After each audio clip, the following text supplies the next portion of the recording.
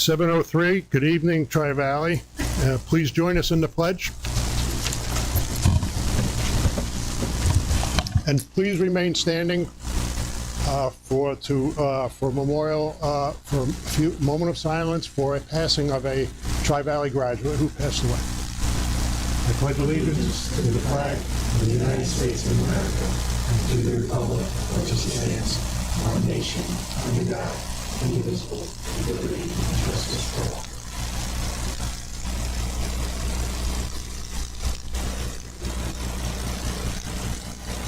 Thank you.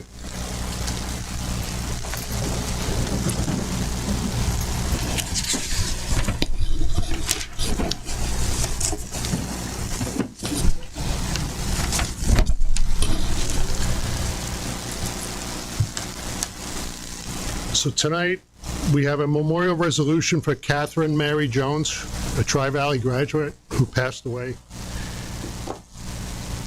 And whereas Ms.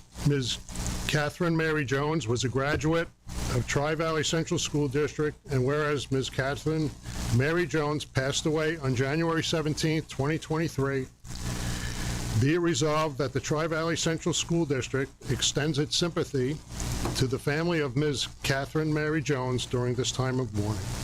Thank you. So tonight, we're going to move on to correspondence, and I have one piece of correspondence for the board, and it is from the family of Ruth McKeon, and she's thanking us for the card that was sent out, and the correspondence reads as follows. Thank you for the beautiful card. Mom loved her time at the school. She met so many people and made a lot of friends. She was and will always be part of Tri-Valley School. And this comes from Sean, Lynn, and the McKeon family. Thank you.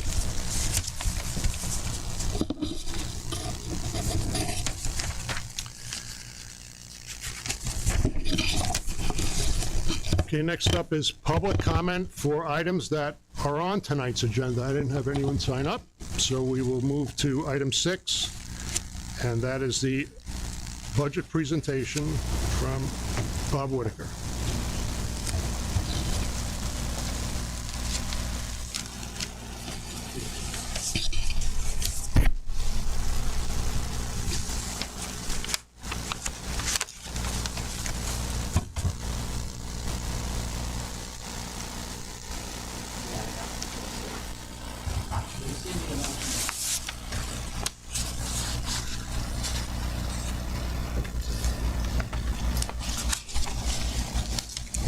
Okay, happy Groundhog Day, everybody. Briefly, I'm going to go over a presentation that I didn't give the last time because of the snow day. The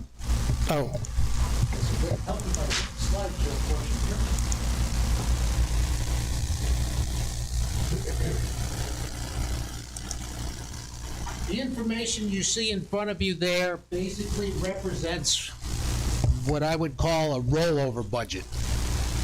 The highlighted items on the right-hand side show you the things that truly rolled over. We talk about salaries, employee benefits, debt services, and interfund transfers. Those are givens, contractual obligations, etc. So we have contractual obligations. Also included in the salaries, we have taken on a couple staff during the past couple of years to fill some gaps that we are funding through our American Rescue Plan grants. Some of those will remain next year and some won't. One of the grants ends 9/30/23, the other 9/30/24. It also includes all non-filled positions. We have positions this year in the budget that we are not able to fill, but they're in there currently. It's a rollover. And I'll do a little more detail. It includes a potential new safety, security, and wellness alignment that we're discussing. Employee benefits. Health insurance. Our health insurance rate, January 1st, 2023 rate increase was 12.84%. We estimated 17.5. I'll estimate 17.5 again next year. Our night shift Blue Cross Blue Shield is a wonderful coverage plan. It is the New York State plan. I tell people this, the benefit rate changes are driven by metropolitan area.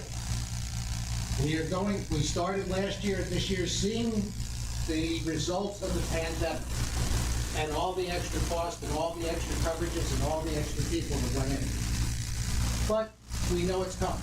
So it's a little bit estimated on the high side right now. Once again, I'd rather be a little conservative there. One thing I want to remind everybody, for every dollar increase in salary, when you see the benefits go up, there's benefits associated with that dollar. Retirement, FICA, Medicare. So for every dollar we go up in salary, benefits will go up an additional 20 to 22 cents. Debt service. Last June, we made our final payment on one of our bonds, which is off the books now. The only bond we have is the $4.5 million bond for the current construction project, which went into effect on 7/21. I bring up this new capital reserve fund that was voter approved. The language in there allows the district to contribute up to $750,000 annually to the new capital reserve fund out of unexpended general funds money from that school. And we'll discuss more of that in the capital component portion. Interfund transfers, you're going to see are up quite a bit. Most of the interfund transfers are related to our summer program. Any students involved in summer programming and special ed needs, we get 80% funded. We have to pay 20%. It's called an interfund transfer. Off-campus summer costs have gone up by about 62%, so the district share is up about from $38,500 to $65,000, so that is an increase in there. But that capital fund transfer is also an interfund transfer. So that number you will see in the capital component. The one thing I want to touch base on, I showed a lot of people this last year, is we look at our 22-23, our building aid and our debt this current year.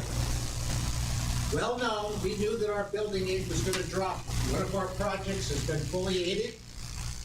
And this is where our debt expense is this year. Like I said last year, having less debt is a great thing in our personal lives.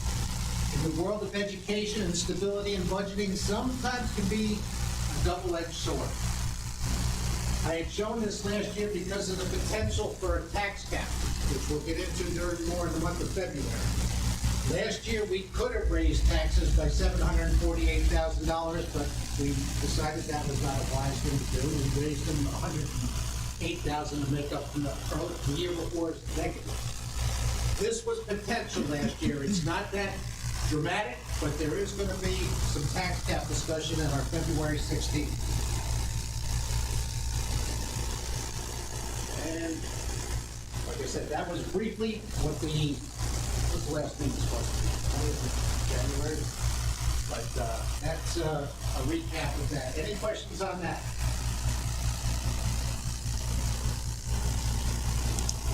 Good. I encourage anyone, as we're going over things, if you take notes or you think of something afterwards, you can contact me directly and we can answer questions at any other time if you think of questions. So the capital component. What is the capital component for a school district? It consists of the operations, the maintenance, some special items, the employee benefits associated with the people that take care of that, and debt service. It's the envelope for our building. How do we maintain our building? Plus, how do we operate our building outside of educational operation? The maintenance, buildings and grounds, custodial, security, everything that's not educationally related is in the capital component. On the left-hand side, you see our current budget is a little over $4,361,000. The proposed current capital component represents a $41,000 increase, which is just under 1%. In the operations, part of the things that are in there, what is the Safety, Security, and Wellness Initiative we talked about? This is in its concept, but we're moving forward. It talks about staffing. Who are we paying? Well, contractually, in people that will be our employees, we're looking at a school security supervisor, event staff, and monitors. Contractually, we have current obligations with SRO from the county and Atlas. Those two figures are an additional $94,000 over this current year's budget. Energy, big thing in operations. How do we light the place? How do we heat it? Fuel bid results. Yesterday was February 1st. Yesterday, the news was better than it was last year. We're going to see our heating oil is down about 86 cents a gallon from this year, still up quite a bit from the year before.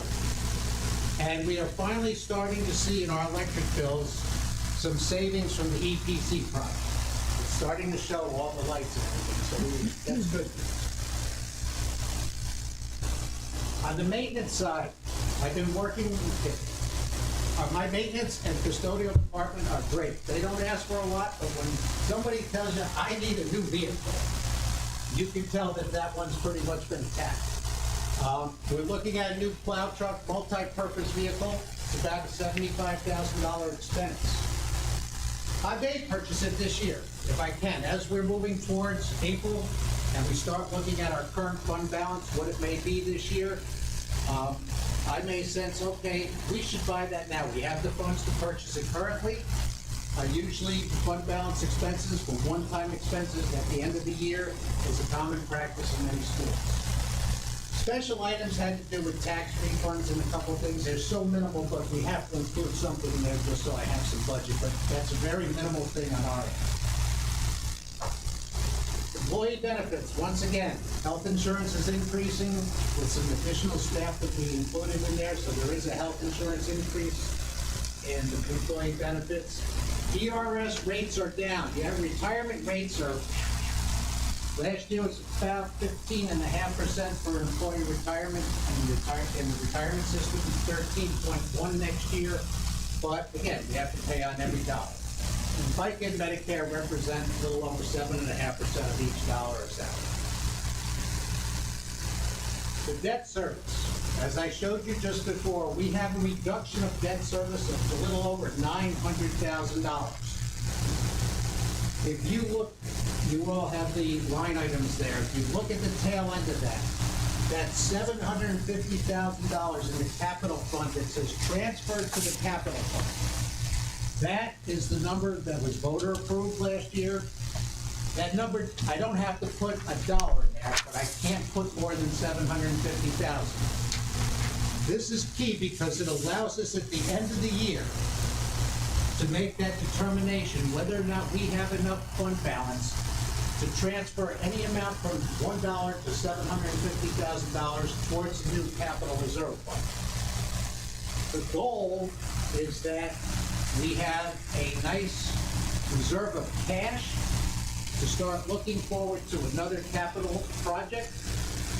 Even though this one's not done yet, but there are things on the table that we know the district needs, and we'll be discussing those in the near future as we move through the course of the year. By allowing us to put that $750,000 in the development of a budget, it maintains relatively stable budgetary appropriations, which from my point of view is extremely important, because if you lost $900,000, you said, oh, we'll just reduce the budget by $900,000. And you now have to bond, go into more debt.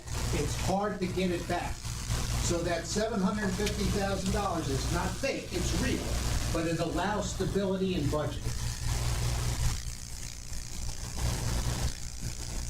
Any questions or comments on the capital component? Huh?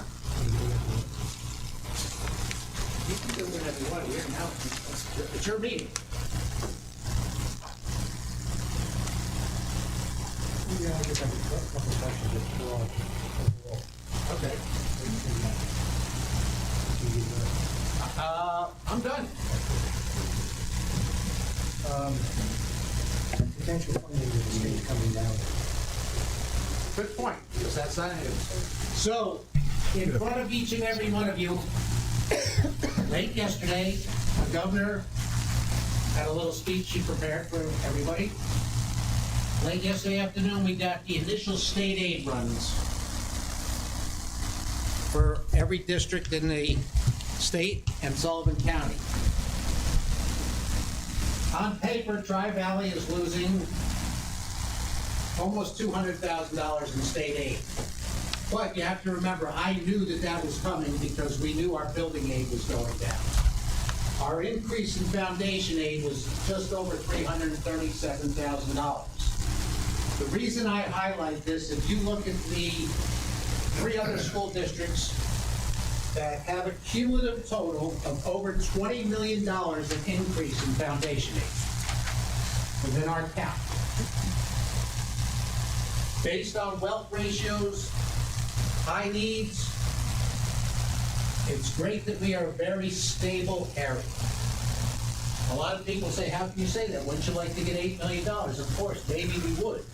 But that money is going to fluctuate. Dr. Silver last year presented to you this foundation aid clip that could fall off anytime.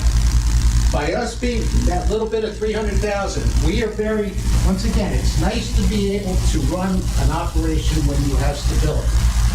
For a district that gets $8 million in additional state aid, they don't know how long that could be sustained.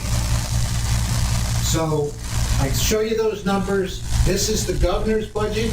It's the first bit of information. The legislature will get a hold of everything in the near future. 50-50, whether or not there's an April 1st budget on time. Difficult here in some respects because revenue, how do we pay for whatever the dollar value of the budget?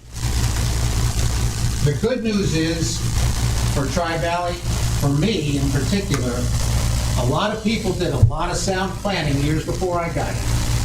And hopefully I'm maintaining that we have reserve funds. We have the ability for 1 year cash inflow into our budget if we have a shortfall, where from a variety of methods. If we have to do that, we'll let the board know.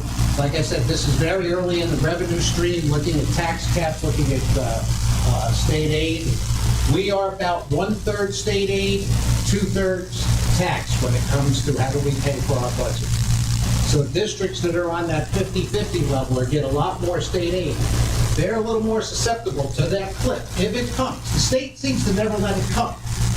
But I do believe someday it's bound to happen. Does that answer your question, George? Oh, absolutely. Anything else? Yeah, the city payback. We lost the suit for 20 years. What's our obligation each year? We have no dollar obligation. The agreement, which was settled just prior to me arriving, enabled the city to see a small reduction in their assessment each year for, I think it's for 5 or 6 more years. What that means is their little reduction in assessment is picked up by every other taxpayer. But they are still paying more than 50% of our entire tax bill. So looking at it, not having been involved, it again maintains a level of stability for our taxpayers that 2% for them, 2% of $11 million, it's not, that's the difference, but that's the assessment difference, is minimal impact on all other taxpayers, and it allows us to maintain pretty stable tax income. So we still maintain a fund for in case there is an emergency in that area, which the voters voted on a number of years ago, in case we had a situation such as that? It is ill-advised. You can only have a tax certiorari reserve when somebody has put in for a claim to make a tax. We had an earlier discussion this year when we were talking about a solar farm. We had an agreement this past year, it was about a year ago, that Foxcroft, well, not a year ago, it was in the middle of the spring, Foxcroft had made a claim. As we were moving towards the end of the year, we saw that that claim was probably going to be settled, that there was no look back. And so we decided we did not need a tax cert at that time. So a tax cert, really, the Office of the State Controller will not, they come in and look, and you don't have a potential pending claim that's in document, legal wording, which we don't have. You should not have a tax certiorari to put money in for just in case. I do understand because the city is it's a big nut. It's a large amount of money there. Talking with my auditor, talking with my mentor, Mr. Musson, but Ron and I talked briefly, talking with my colleagues. Right now, we think we're in pretty good shape. Anything could change. I don't know how many of you are familiar with the North Rockland School District years ago with the energy, and then all of a sudden there was a $22 million tax cert. Took special funding from the state of New York for them to maintain their ability to stay in business, losing $22 million in income. So, as I like to say, I feel confident we're in a good place, but I'm always cognizant of it. But legally, you cannot just have a tax cert and put money in because we think something like that. In reference to the security, they're talking about more money for the schools and security. How much of that is planned for Tri-Valley, potentially? And what would be the timeline in getting that? Could you rephrase? I'm not quite sure I understand. I was under the impression that the governor said that they're going to give more money for security in the schools to pay for the actual employees as well as cameras, anything to do with security. So as you look at the initial runs, there's no special line item in there. It would come under an aid portion somewhere in there. I honestly have not read verbatim or looked heavily into the governor's wording on what she proposed. I know, and nothing against the governor, most speeches from any governor, when they fire this out, they have all sorts of initiatives, wonderful plans, and that's why it goes to the legislature next. Because, this is, everybody would like to say, this is what we'd love to do, this is what our state needs, but how do you pay for it? Where does it come? What's the give and take? But currently, there's no, Tri-Valley will get $200,000 to whatever it is. There's no specific number in there. And you mentioned a potential for a new vehicle. I would like to have it extremely versatile. Oh, it will be. Mr. Bell, when he gets a vehicle, it will be something that can carry, that can plow, that can tow. It'll be, a heavy-duty vehicle. The one we have, I believe, is 20 years old. They maintain it as best they can in-house. We always get it going, and like I said, my maintenance and custodial people make my job easier because they do such a good job. They care about what takes here. They try to do things in-house. So when Jesse tells me it's time, I don't really question. Because he's told me 3 years ago, it'll be coming soon. Now it's time. Thank you. Anything else? Thank you. Thank you, Bob Whitaker.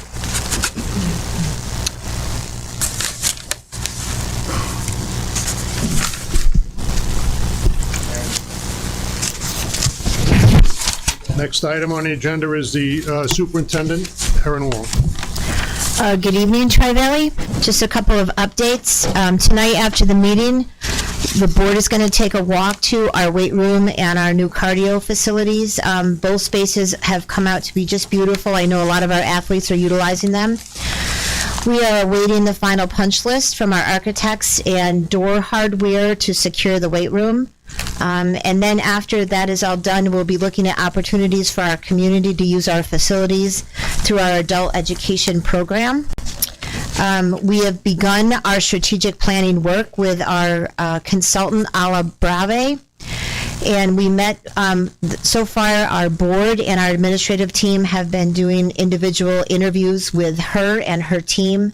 Her next steps will be to start doing focus groups with our staff and then our community members. And what I included tonight for the board is the framework around the 9 characteristics of high-performing schools, and that's on your attachment. It just kind of gives you an understanding of the direction we're going. And I do have the full report of the research that they use if anybody would like a copy of that. Today, the Sullivan Democrat came to visit our district. This lovely girl, Autumn, was here for the afternoon, interviewed several of our faculty, and we think the insert will be ready to go, spotlighting Tri-Valley mid-February, so we're looking forward to that.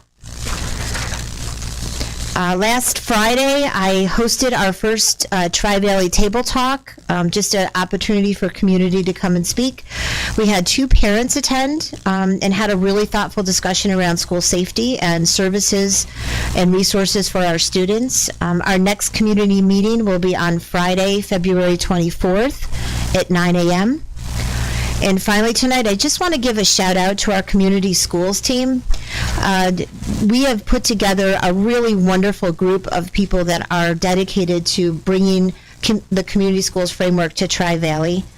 We're sending out a survey to learn more about what our community needs as far as resources, and then looking at opportunities to provide them for them.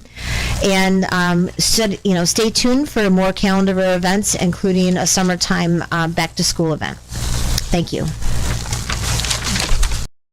Along. The next item up is item number 8, and it is items the board wants pulled from tonight's agenda. Does anyone have anything? Okay, we're going to go to item 9, the consent agenda, and that is going to be item 9A through T. Can I have a motion to accept the consent agenda, item 9A through T? T. T. Tom. Motion. Motion by Pat, Second? second by Danielle.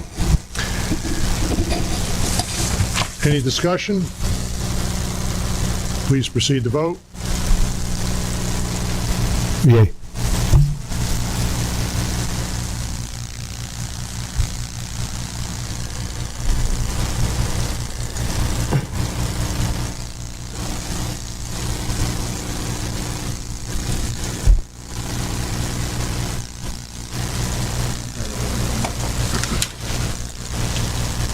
Get it? Norma? Oh, here we go.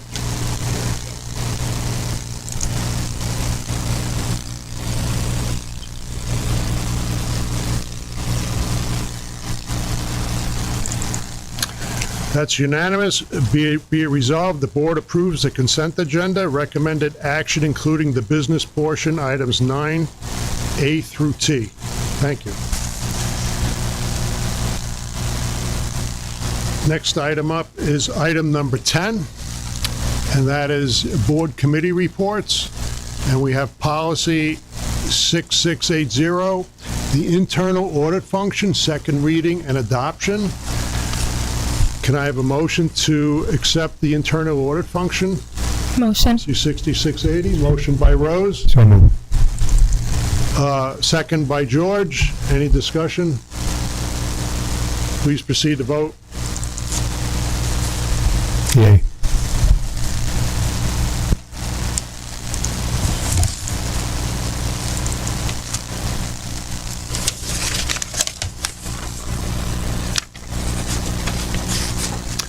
That's unanimous. Be it resolved, the board reviewed and adopts policy 6680, internal audit function, as attached to the public portion of the agenda. Thank you.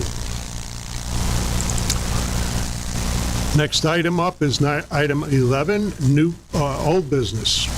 We have 2 pieces. We have A is the driver's ed proposals.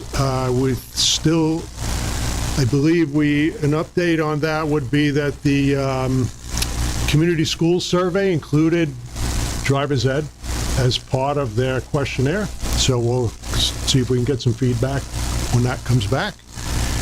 And item B is the lights. It's my understanding that some members of the board will be making an appointment with Jesse Bell to have further discussion. So, anything else? Did you want them named, or who's on it, or in case somebody wants to get a hold of us? Well, we're not forming a committee. Okay. It's just, Okay, thank you. okay, item 12, public comment session for items that are not on tonight's agenda. We have no one signed up, as far as I know. Okay, item number 14 is new business. Oh, no. Item 13, announcements, reminders, and upcoming events. Mr. Pulley, would you like to?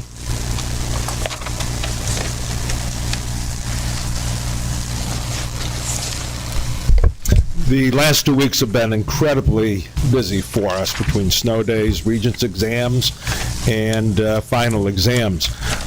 We wound up pushing off the beginning of the second semester to Tuesday to allow an additional day for students to complete their final exams.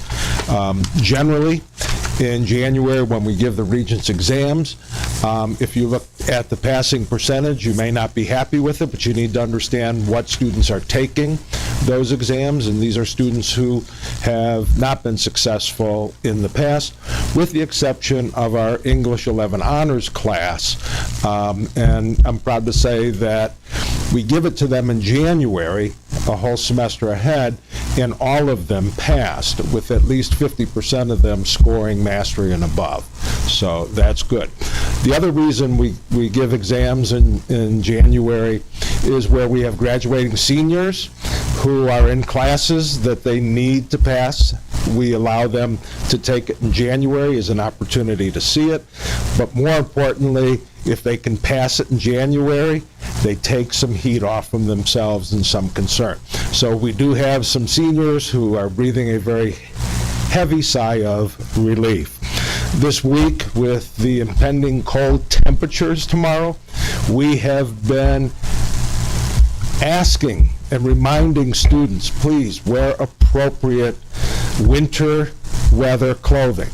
What our students don't understand is it may not be cold between the house and the bus, or between the bus and the school.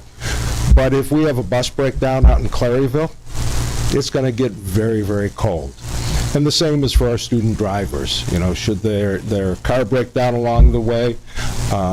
So we've been appealing to them. This week in particular, very busy. Today we had a group of students with our astronomy class go to New York City to the National Science Museum, to the observatory there. Our FBLA is at Monroe Woodbury for their district meeting. And our FFA group just keep doing weekend after weekend after weekend. They will be heading to Pine Plains for some competition. And then Monday, Tuesday next week, they'll be heading to Albany.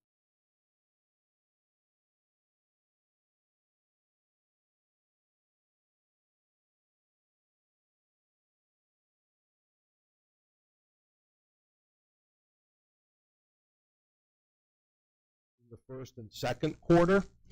But what's most interesting is our 7th and our 11th grade classes have the best attendance. Our 10th grade classes, we need to improve. So we're going to work on that. We also continue to have our after-school academic support program, Tuesdays and Thursdays from 3 to 5 o'clock, again, primarily for kids in grades 7 through 9. However, we can accommodate upperclassmen as needed.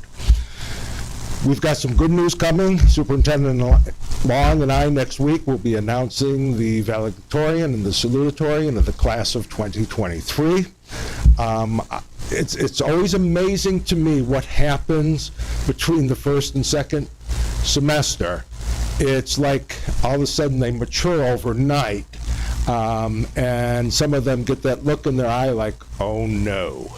So we're looking forward to that. We're beginning the scheduling process. We've given a survey out to all of our students in grades 9 through 11 for next year. And we'll be doing a separate survey for our current 8th graders, primarily around elective courses. Superintendent Long and Mrs. Kelly and I are working on looking at an electives fair. How do we encourage kids and give kids information about the courses so that they can make the best choices? One of the reasons that we did put out the survey, it's always been my goal to rotate electives over a 2-year period.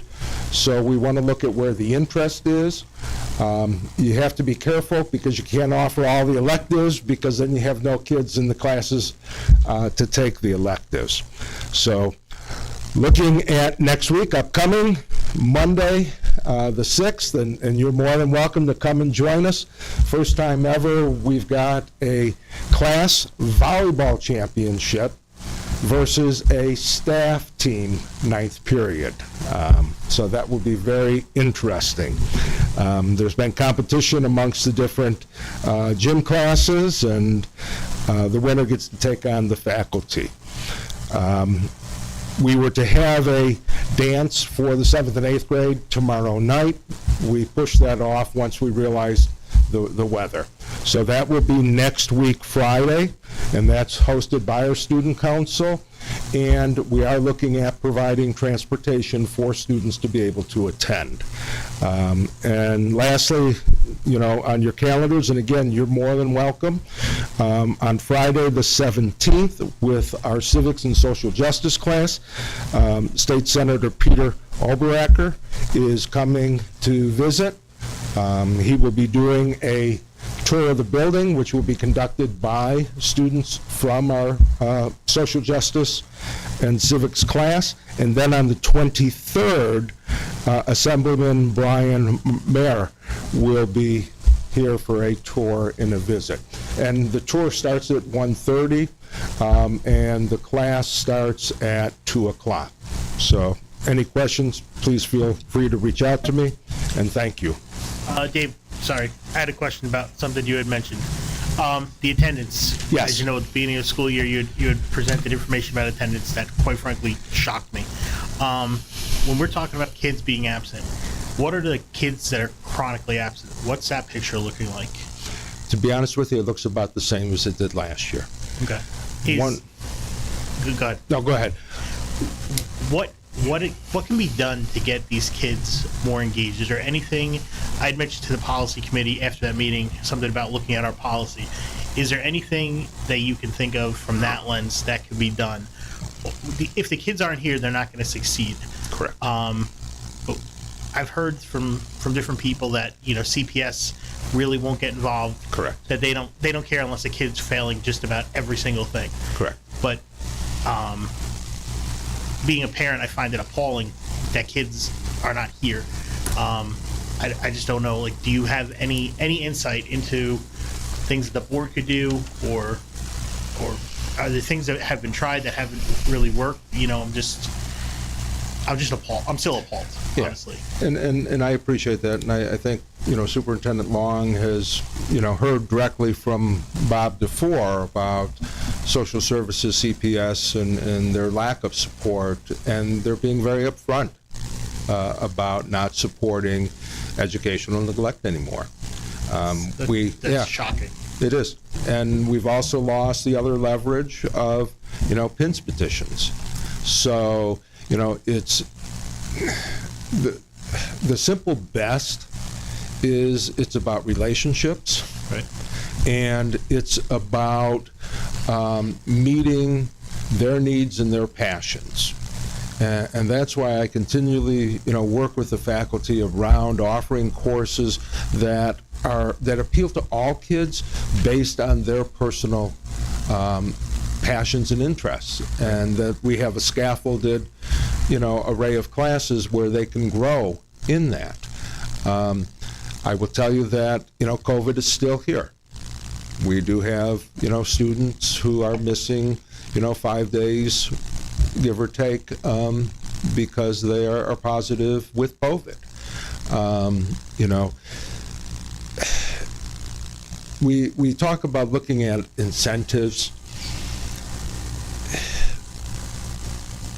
I think when you look at incentives, the kids who already do want to do better, Right. incentives aren't necessarily great motivators for those who have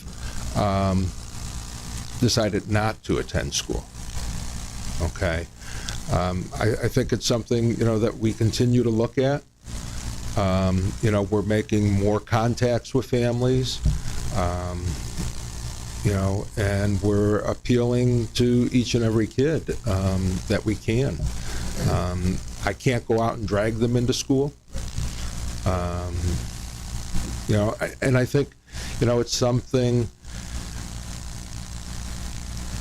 that, you know, during COVID, post-COVID, it's rebuilding interest and drive.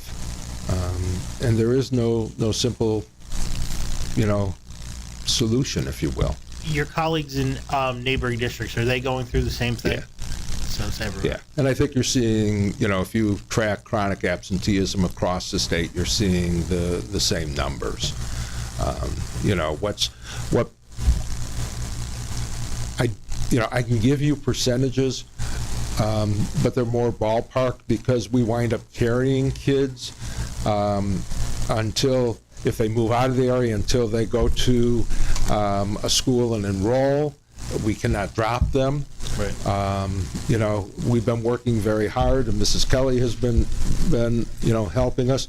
We finally, in February, got a kid off the rolls who's not been attending since the beginning of the school year. And, you know, we attempted to get CPS involved because we had no idea where the student is.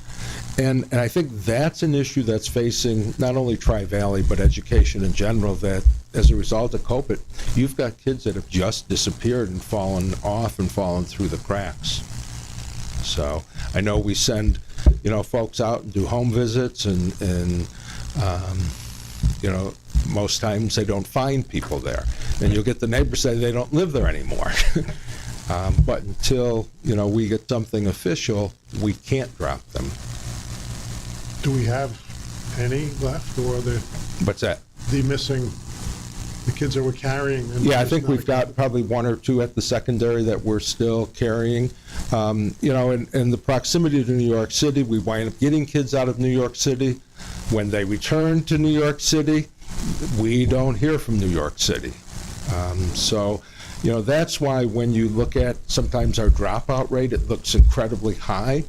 It's because we can't, kids have left the district, but they've not enrolled, and based on, you know, the rules, they wind up with us being the last school of attendance, which they didn't graduate from. So,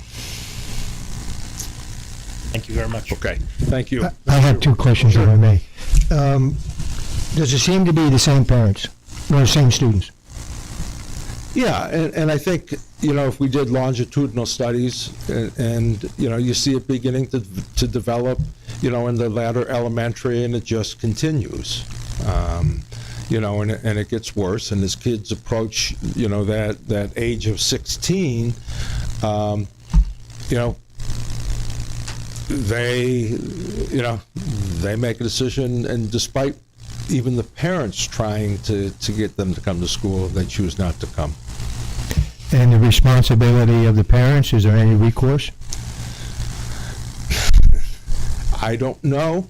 I will tell you, in the olden day when I first started, Yeah? okay, we delivered 3 attendance letters by our SROs to the homes. The first was a warning, the second was a warning, the third was an appearance ticket for the local magistrate for not sending their children to school. You know, I don't know that solves anything, and, you know, but outside of what we can do, and I will say that there's great hope with community schools. I think that when we begin to look at, as a community and as a school, providing support to meet, providing the support to meet whatever the need is, I think, that may have a big shift in turning things around for us. So I've got great hope, as I'm sure everyone on the committee, that, done right, this can be a rallying cry for our community. Thank you. Okay. Can I say something? The attendance program, I don't think that falls on administration specifically. That's on everybody in this community. That's on every teacher, every administrator, every parent, to get them involved in sports, after-school activities. There has to be a reason to come here, and I don't think that's specific to our district. I don't think that's specific to this building. I think that's a kind of a shift since COVID that everybody's seeing. We're seeing it in the workforce, and we're seeing it in schools. People aren't coming out. So all of us have to do a little extra to get these kids involved. We have just an example, we have the track program here. No one gets cut from track and field. That's fantastic. See, if you're a kid that has nothing, it gives you something to do every day, right? So you're a part of something. We encourage that. I think we can all work on the attendance. I don't think it's one particular person or problem or building. I think that's a global issue. And it's really about an attitude, and it's a community attitude, that says in Tri-Valley our kids go to school, and that's the expectation. And I think, again, once we get that out there and people understand, I sign letters all the time and we send them home. I do get parents who call me, who send me an email, who are thankful I sent them the letter, and want me to understand the reasons that their child isn't coming to school. Many of them have very legitimate reasons, for not being in school. It just, it is a challenging time. Agreed. Thank you. Thank you, Mr. Boyd. Ms. Williams, would you like to step up? Thank you. Okay, good evening, everyone. Just to give you an update, as we are approaching and are currently in our second semester, we are reflecting on our marking period 2 honor roll and high honor roll achievements. At this time, we do calculate honor roll and high honor roll for our 6th grade students. We have 26 students who will be acknowledged for their academic success for marking period 2. That's 26 students out of 50 students. And we are also going to be addressing our 6th grade students with perfect attendance awards, and there are 8 students out of the 50 who will be receiving that. For 5th grade, we do a perfect attendance acknowledgement for them. And out of the 70 students there, we have 16 students who will be receiving that perfect attendance for marking period 2. As we are evaluating, how do we increase those numbers? How do we figure out ways to get more students to be able to get this academic recognition? We have started a program where for each marking period, we assess which students specifically in the area of math, as we know, is that your math skills spiral. So if you don't have the content from previous, you can continue forward in learning the new material. So for marking period 1, we identified students who needed that extra support. We ran a 10-week remedial program with our 6th grade math teacher from the school day running that after-school program, and we saw a very nice increase in their end of marking period grade averages. We did the same thing for marking period 2. We identified students who were having a difficult time with the math, so we have a new cohort of students with a couple of students who wanted to stay on in this additional math support. There's a criteria for that because we want to make sure that we are being fair and equitable to all the students, and that it's specifically targeting our 6th grade students to ensure that when we send them to 7th grade next year, that they have had the opportunity to build the foundation so that they can be successful when they get up there to the secondary school. So we're continuing to look at that. As far as how we are addressing any of the reading needs, through Mrs. Kelly, through her office, and certainly through the support of the new reading curriculum professionals, they are coming in along with the support of our internal resource of Denise Alterio, who we contract with. We are continuing to meet with grade level teachers who are practicing and actually learning this program as we go this school year. We have a great plan coming up actually next week, where the teachers are going to now evaluate themselves amongst their colleagues. So what does that look like? That is actually a work in progress, but really the goal will be to have the teachers pick students in their classes at a particular reading level, have that student read, ask them certain questions after the students read the passage, and then each teacher will bring that example forward. So if there are 3 teachers on a grade level, those 3 teachers will meet together next week and bring their samples of the students' reading. And what that does, it gives us an opportunity to be sure that teachers are in their individual classrooms are all basically grading the kids the same way, so that they are making determinations as to a student's reading level that is the same to their colleague right next to them. You know, as we continue to unfold and unpack this new reading program for students in kindergarten, actually into the secondary school, but I'll focus on K through 6, it is remarkable some of just the vocabulary and the exposure that the students are getting. So I am too very hopeful that as we continue, as our staff continue to become more fluent and become more aware of what this program has to offer, we're going to see some great dramatic changes in our students' reading assessment abilities. So when we talk about our 3 through 8 testing, I think we're going to be able to see some great results in how our students are achieving based on what this program is offering them to do. In the past, a lot of our programs have been very teacher-centered, where the teacher is doing a lot of the instruction. The program that we have in K to 6 is very student-led, and it is specific to each individual student's needs. When you walk into an elementary classroom now, you don't see every student holding the same book. You see everybody in the classroom holding a completely different book. And it is a book of their choosing. It is a book that is on their reading level, and it's high interest to them, with a very high level of vocabulary specific to what it is the unit for that time is instructing on.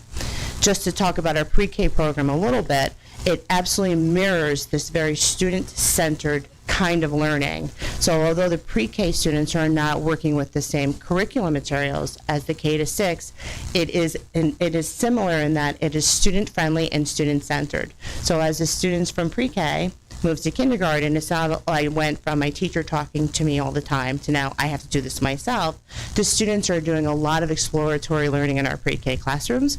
We were actually up there today looking at the new basic designs of our pre-K rooms, and immediately upon walking in there, you wish you were 4, because it is very child-friendly. There's a lot of multicultural, appropriate type things. They have lots of dress-up clothes now with all kinds of professions going on in there.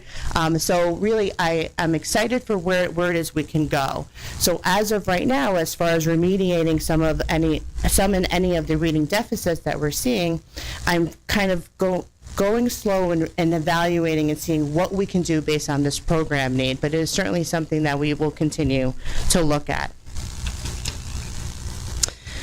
Moving on to just some commercials now. Tomorrow night is, hopefully, fingers crossed, our first official sneaker night. And as I was reminded by some of our 6th grade students, they have yet to have an opportunity to experience a sneaker night. During when they were first eligible to attend, they were 4th graders, and that was when COVID struck. So I'm hopeful and excited for them that they will get to have their sneaker nights, at least a few, before they become 7th graders. And finally, just a reminder about our Wizards game, February 26th. We hope that everyone will be out for those 2 basketball games that we will have. An excellent time for us to get the community out. And I do know that the community schools also has something up their sleeve, because we want to take the opportunity and really capture the moment when so many community members are out, to try to get them some buy-in and some information about what it is that we're working on in the development of the community schools idea. Any questions? Mrs. Williams, what time Yes. is sneaker night? Sneaker night is from 5 to 7. Thank you. Sure. Okay. Thank you. Thank you. Anyone else like to speak? No? Okay. Okay, next item is item 14, and our first item is item A, which is the appointment of a tenure-track school psychologist, Andrea McGregor. Would you like to recuse? Yes, I'd like to recuse myself. from Okay. Item A. Randy will be recused for this action. Can I have a motion to accept the appointment of tenure-track school psychologist Andrea McGregor? So moved. Second? Who was it, George? Motion by George, second by Pat. Any discussion? Please proceed to vote. Aye.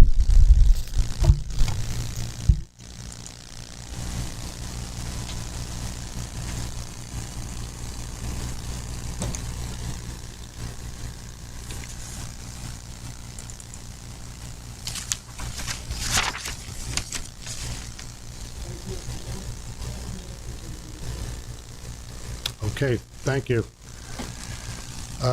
Be it resolved, upon the recommendation of the superintendent of schools and in accordance with policy number 3100, that the Board of Education, at its February 2nd, 2023 meeting, approves the superintendent's January 19th, 2023 emergency appointment of Andrea McGregor to a 3-year probationary term in the school psychologist tenure area commencing February 20th, 2023, provided that except to the extent required by law in order to grant tenure, you shall have received composite or overall annual professional performance review ratings pursuant to Education Law Section 3012-C or Section 3012-D of either effective or highly effective in at least 2 of the three preceding years. And if you receive an ineffective composite or overall rating in the final year of the probationary period, you shall not be eligible for tenure at that time. The salary for the 22-23 school year will be at step 16, $83,942 prorated as per the current TVTA contract. Salary for the 2023 to 2024 school year will be at step 16, $85,621 as per contract. Additional salary for master's degree and credit hours will be reviewed for approval. Andrea McGregor holds a New York State permanent certification as a school psychologist effective September 1st, 2009. So we want to just say welcome, Andrea. You're already a part of our team as a coach with Kayla and our varsity soccer, but we're excited to have you join our Tri-Valley family.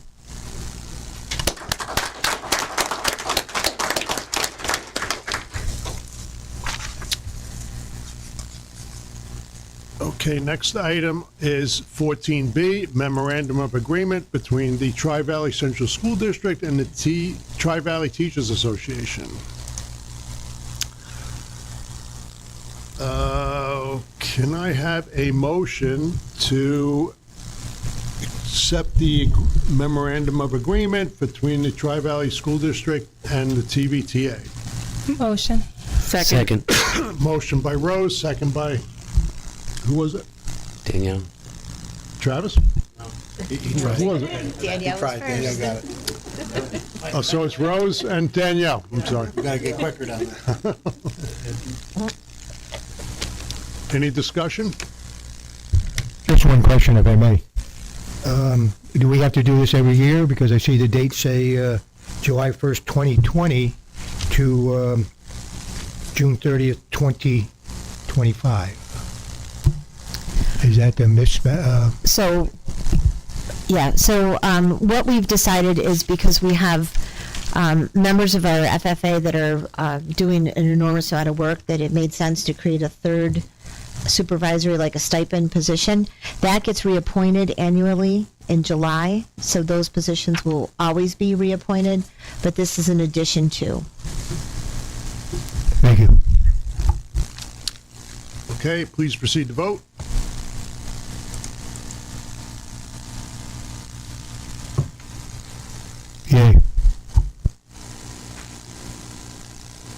That's unanimous. Thank you.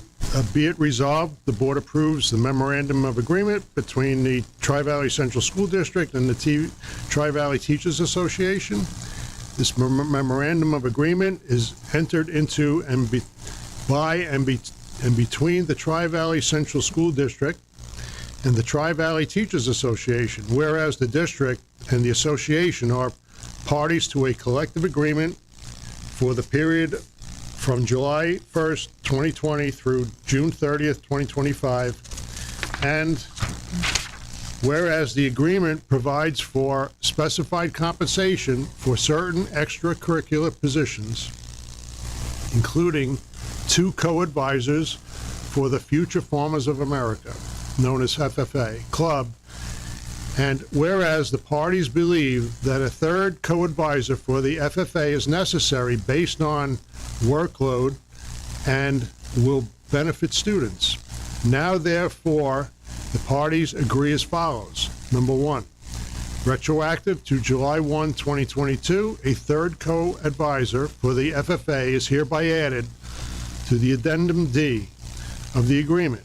The compensation for such 3rd FFA co-advisor for the 2022-23 school year and thereafter shall be set forth in Addendum D.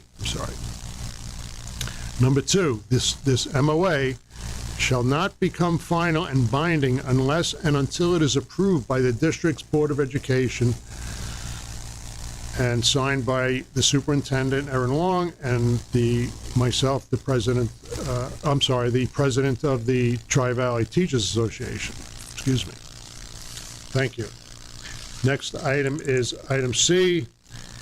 It's proposal for development of food service management company bid specifications. Do I have a motion to accept the proposal for the development of food service management company bid specifications? Motion by Tim. Second. Second by Travis. Any discussion? Please proceed to vote. Yay.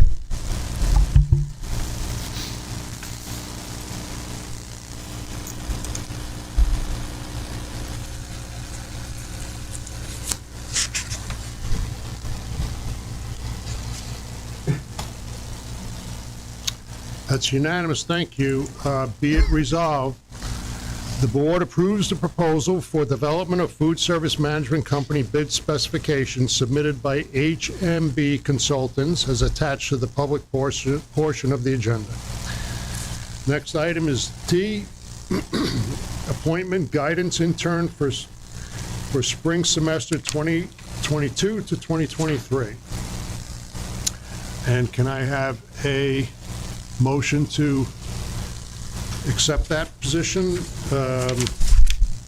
guidance intern for spring semester 2022-23. Motion. Second. Motion by Danielle, second by Travis. Any discussion? Please proceed to vote. Yay.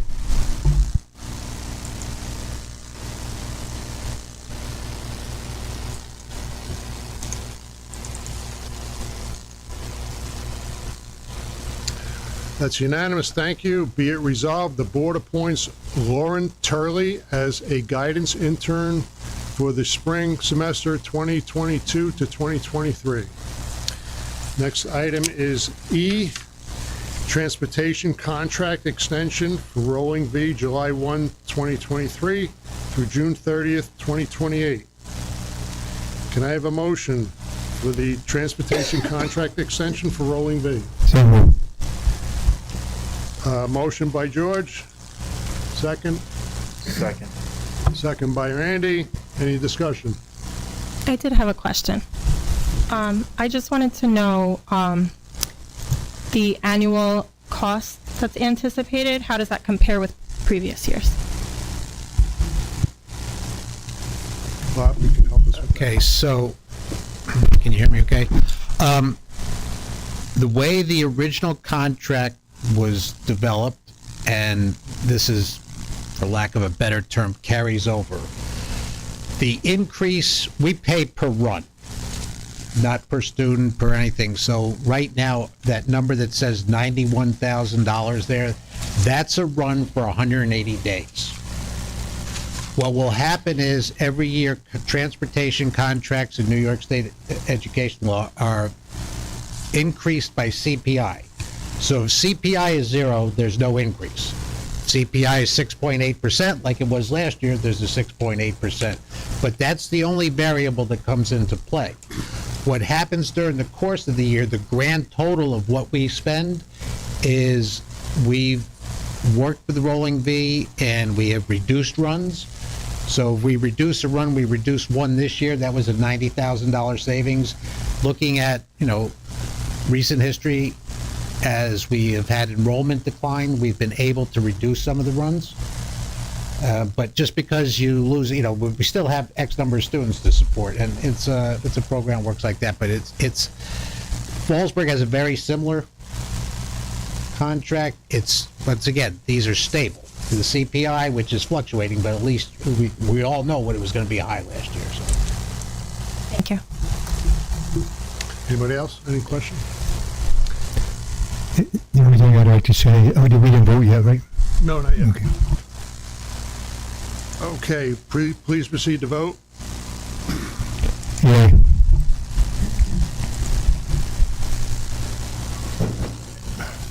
That's unanimous, thank you. Be it resolved, the board approves the transportation contract extension with Rolling V from July 1, 2023 through June 30th, 2028. Thank you.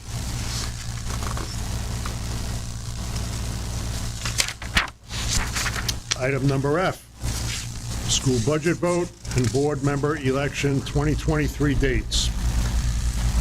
Can I have a motion to accept the school budget vote and board member election 2023 dates? Motion by Tim. Second. Second by Pat. Any discussion? Please proceed to vote. Yay.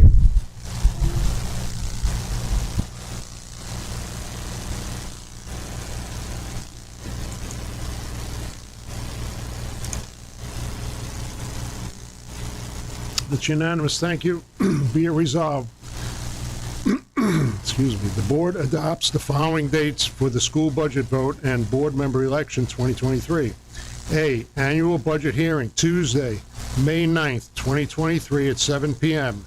Secondary school library, lower level.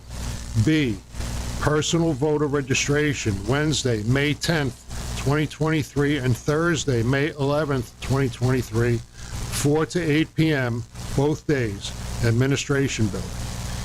Item C, school budget vote and board member election day, Tuesday, May 16th, 2023, 1 o'clock to 8 o'clock p.m., secondary school main downstairs gymnasium.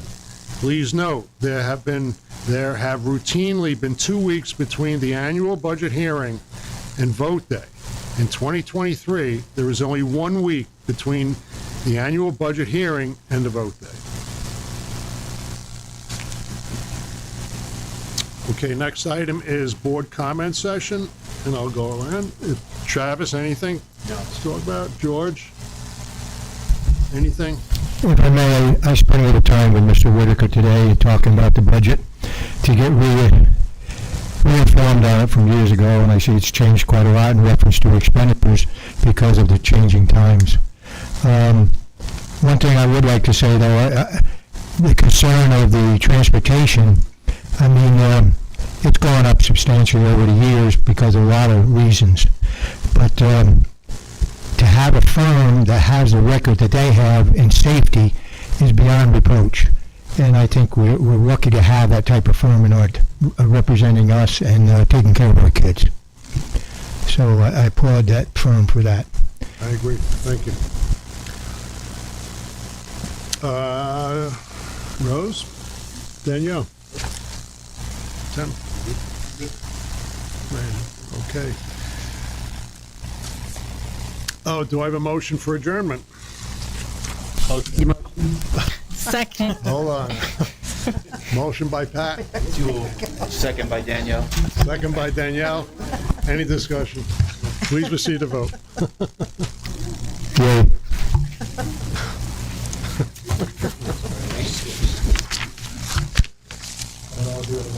What does that say, 8:13? Yeah. Yep.